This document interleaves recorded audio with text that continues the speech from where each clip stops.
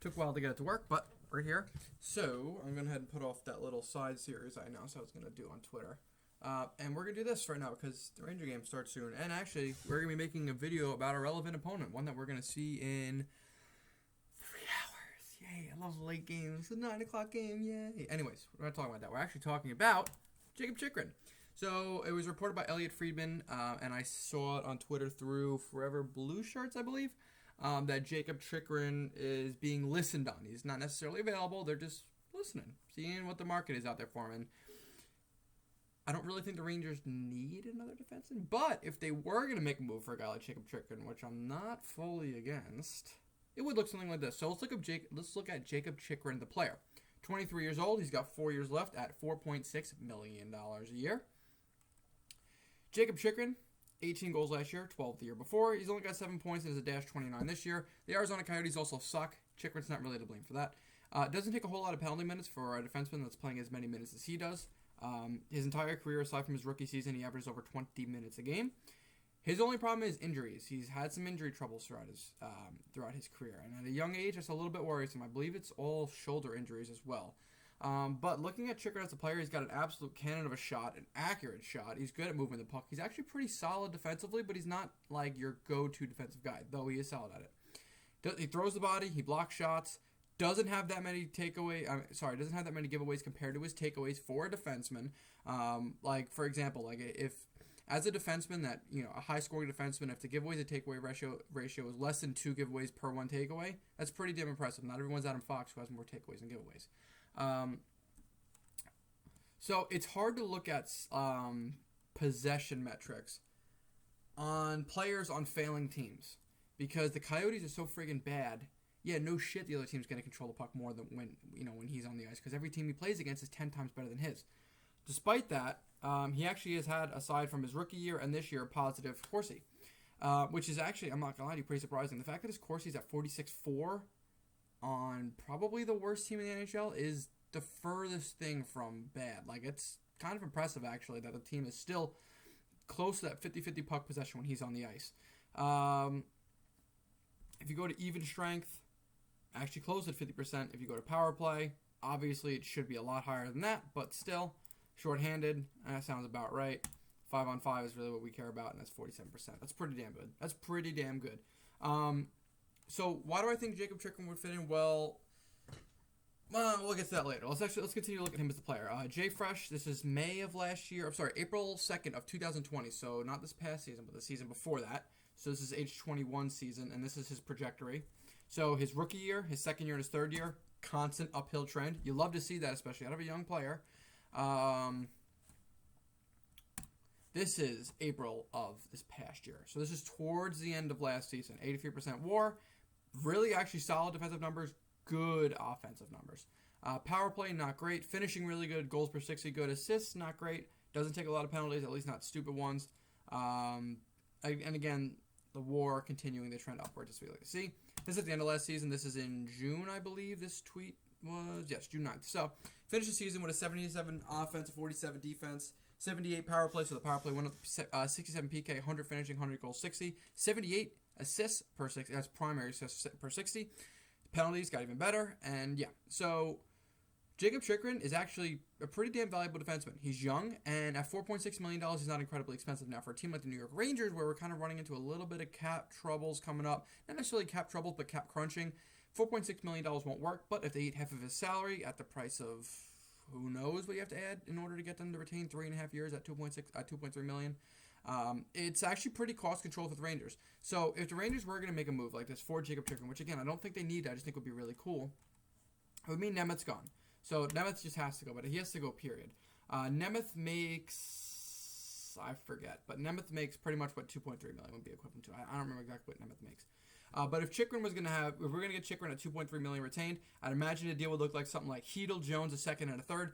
I think Chytil and Jones alone is enough for Chychrun, just because of highly valued Zachary Joneses, and then Philip Chytil on top of that.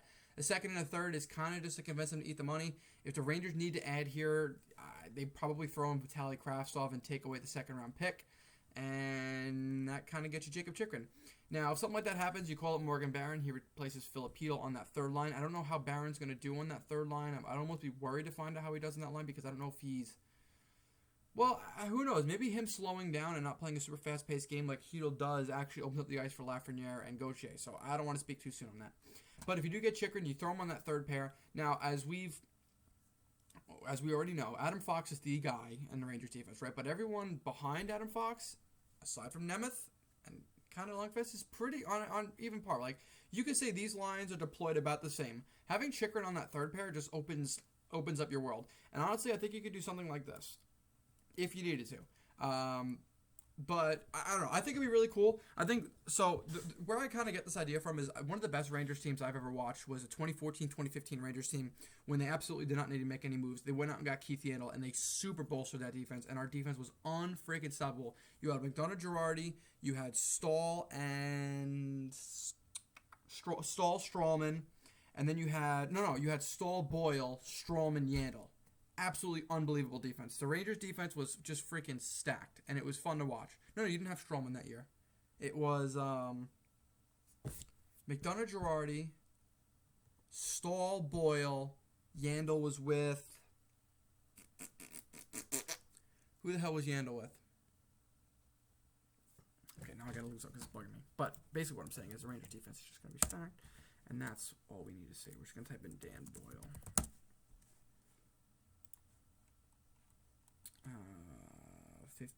14, 15. This is the year that we care about. Who is he with? Yandel was with, because we traded John Moore. We played with McElrath the year after, did Yandel? Kevin Kline, right. So, stacked defense, and that doesn't hurt you at all. To be able to deploy 3 pairs of defense that are incredibly reliable and can provide goals, pretty freaking awesome. And another option I think that Jakob Chychrun gives you is to help out on that second power play unit. So not only do you have Jacob Trouba that could rip the puck on that second unit, now you got Chychrun as well. And it gives you the option to slide Nils Lundqvist down on the left side for one-timers. So you have Trouba and Chychrun manning the point. You got Lafreniere and Capo that could work down low. I think Lafreniere takes the face-off on this unit because he has played center before.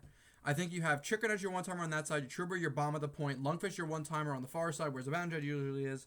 I think after the face-off, Lafreniere slides to the side, Kakko goes to the front of it, and you got a pretty goddamn good unit.